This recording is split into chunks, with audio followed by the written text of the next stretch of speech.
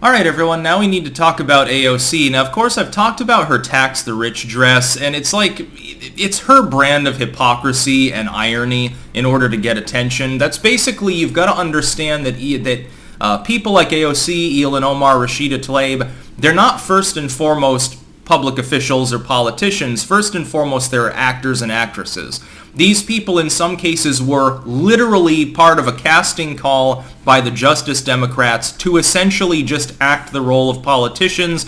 You're supposed to look good for the camera, be kind of well-spoken, not necessarily in AOC's case, but the others, they can get through a speech usually, and be female, and do the id poll thing, and we'll get you into office, and then you give us kickbacks. I'm sure that they've gotten all sorts of lucrative offers and deals as the result of having a number of people in the U.S. House of Representatives batting for them.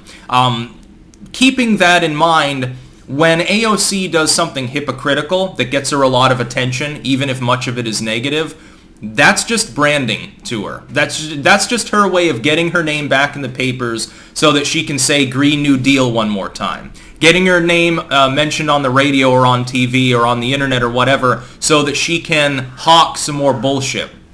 Well, therefore, when she goes to a $30,000 a ticket Met Gala with a, however many thousands of dollars custom dress that says tax the rich, when, again, she's quite clearly on the wealthy side just by being there. That level of sheer irony and hypocrisy is on purpose. It's meant to provoke a response. Who paid for the ticket, by the way? Because AOC claims she can't even help her abuela out over in Puerto Rico to fix her leaky roof after the hurricane went through. So, poor abuela, at least she can drink the rainwater from her roof, because the pump stopped working, but, it's a rainy day, so I won't dehydrate.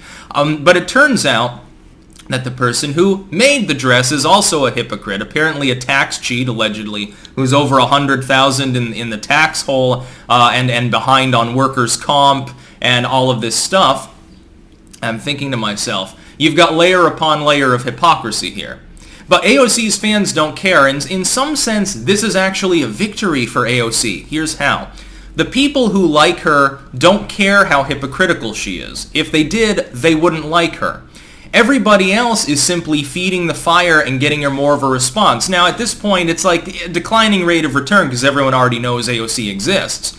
Everyone's already made up their mind whether they think she's a goddamn lunatic or they think she's great because they're stupid and they actually believe the astroturfing. So when she lives in a penthouse but complains about Abuela not having aid, and then literally goes around Abuela's legal rights, potentially, to shut down a GoFundMe page that actually was going to raise that money that was organized by right-wingers, when she wears a tax the rich dress that itself costs more than your car, made by a tax cheat, and she goes to the $30,000 Met Gala in order to mill around with other celebrities, because she's basically a B-lister, I guess you could call her at this point. She's auditioning for the role of the donkey in the live-action Shrek on Ice theatrical release.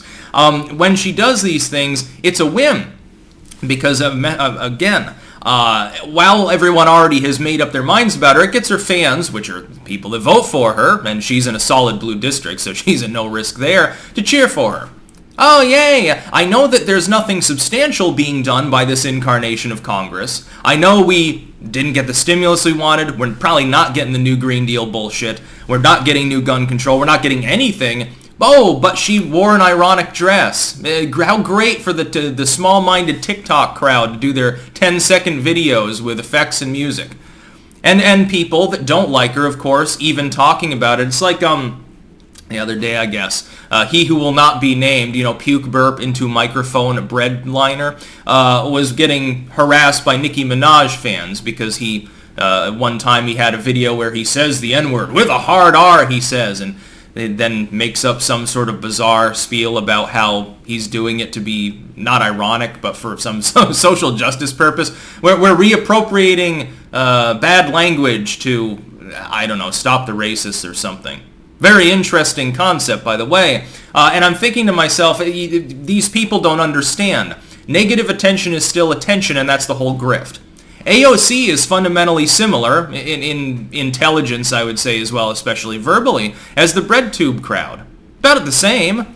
Same lack of skills, same astroturfing, same corporate moneyed interests actually promoting the material. It's coming from somewhere. That's what's happening.